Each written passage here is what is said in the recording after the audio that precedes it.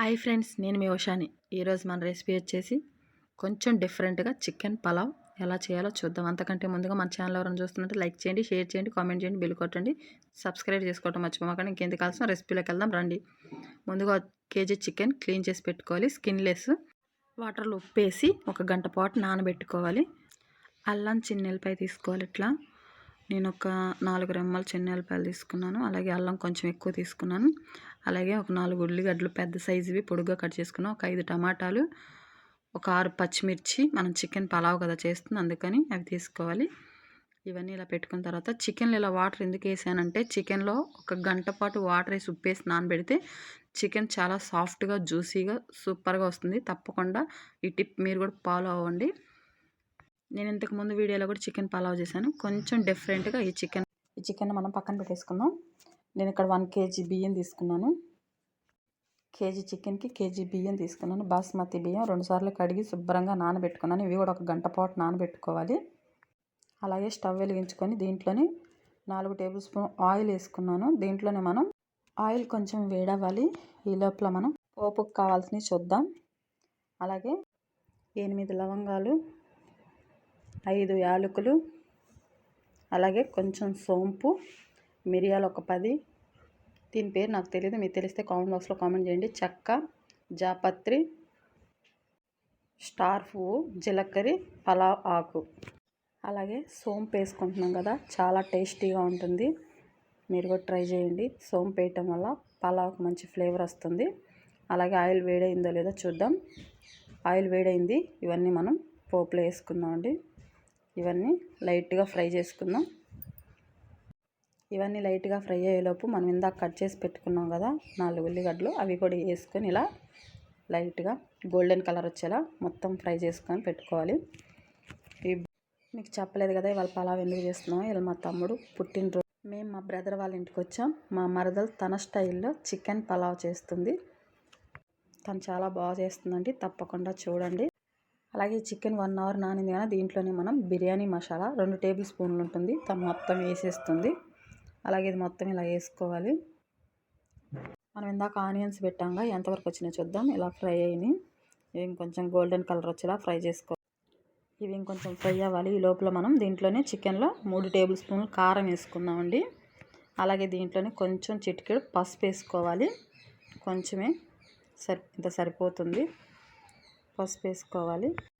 ఈరోజు పుట్టినరోజు జరుపుకుంటున్న ప్రతి ఒక్కరికి పుట్టినరోజు శుభాకాంక్షలు. అలాగే మా తమ్ముడికి కూడా.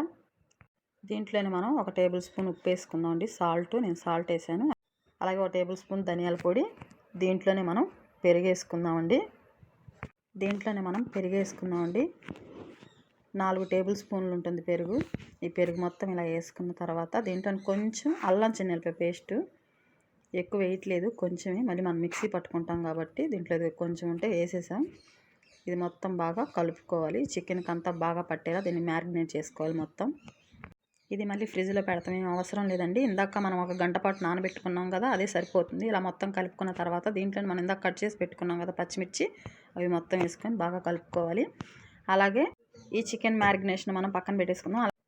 ఇలా కొంచెం కొత్తిమీరని క్లీన్ చేసుకోవడానికి నేను దీంట్లో వేసుకున్నాను. అలాగే మనం ఇందాక తీసుకున్నాం కదా అల్లం చిన్నెల్లిపాయ, ఇది కూడా ఇలా తీసుకొని దీంట్లోనే ఈ పుదీనా, ఈ కొత్తిమీర 2 కలిపి మిక్సీ పట్టుకోవాలి.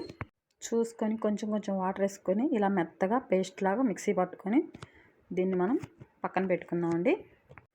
నాకు ఈ పేస్ట్కి ఒక 1/2 గ్లాస్ వాటర్ పట్టింది, మీరు చూసుకొని వేసుకోండి. అలాగే ఆనియన్స్ ఎంతవరకు వచ్చినాయో చూద్దామా. ఇలా ఫ్రై అయితే సరిపోతుంది. ఈ మొత్తం మనం తీసుకొని ఒక ప్లేట్లో పెట్టుకుందామండి. ఈ మొత్తం తీసేయాలి, ఏమీ దీంట్లో ఉంచొద్దు. ఎందుకు తీసేయాలంటే ఇప్పుడు మనం పేస్ట్ మిక్సీ పట్టుకున్నాం కదా, ఆ పేస్ట్ దీంట్లో వేసుకొని ఫ్రై చేసుకోవాలి. అలాగే మొత్తం తీసుకొని మనం ప్లేట్లోకి ఇలా తీసుకొని పక్కన పెట్టేసుకుందామండి. అలాగే అదే గిన్నెలో 3 టేబుల్ స్పూన్ ఆయిల్ వేసుకోవాలి. ఆయిల్ కొంచెం వేడైంది. అలాగే మనం ఇందాక కొత్తిమీర, పుదీనా, అల్లం చిన్నెల్లిపాయ పేస్ట్ మిక్సీ పట్టుకున్నాం కదా, అది దీంట్లో వేసుకుందామండి. కొంచెం దీంట్లో సాల్ట్ కూడా వేసానండి, మీరు చూసుకొని వేసుకోండి. అలాగే ఇదంతా కొంచెం పచ్చి వాసన పోయేలాగా ఆయిల్ కొంచెం తేలేలాగా ఫ్రై చేసుకోవాలి. చికెన్ పలావ్ రెసిపీ మీకు నచ్చినట్టయితే లైక్ చేయండి, షేర్ చేయండి, కామెంట్ చేయండి, బెల్ కొట్టండి, సబ్స్క్రైబ్ చేసుకోవటం మర్చిపోమాకండి ఫ్రెండ్స్. అలాగే ఇది ఇలా ఫ్రై అయితే సరిపోతుంది. ఆయిల్ అంతా ఇలా పైకి తేలుతుంది కదా, ఇందులో పచ్చి వాసన అంతా పోయి ఇలా ఫ్రై అయినప్పుడు మనం దీంట్లోనే మ్యారినేట్ చేసి పెట్టుకున్నాం కదా చికెన్, ఆ చికెన్ మొత్తం ఇలా వేసేసుకోవాలి.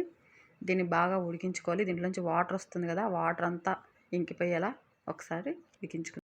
ఇక్కడ టమాటాలు స్కిప్ చేసామండి, అవసరం లేదు, అది వేయకపోయినా కానీ. మొత్తం బాగా కలుపుకోవాలి, చూసుకొని బాగా కలుపుకోండి.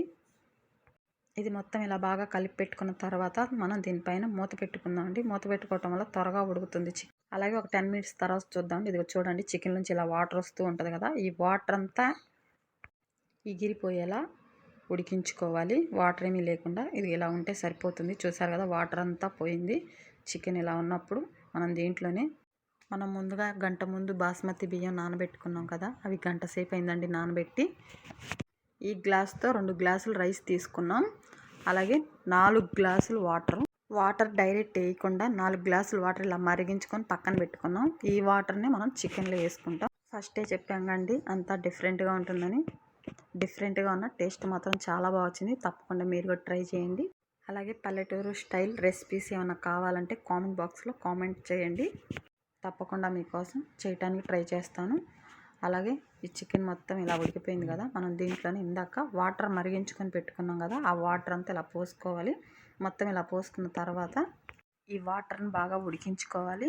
ఈ వాటర్ ఉడుకు పట్టినప్పుడే మనం రైస్ వేసుకోవాలి. ఇలా ఉడుకు పడితే సరిపోతుంది.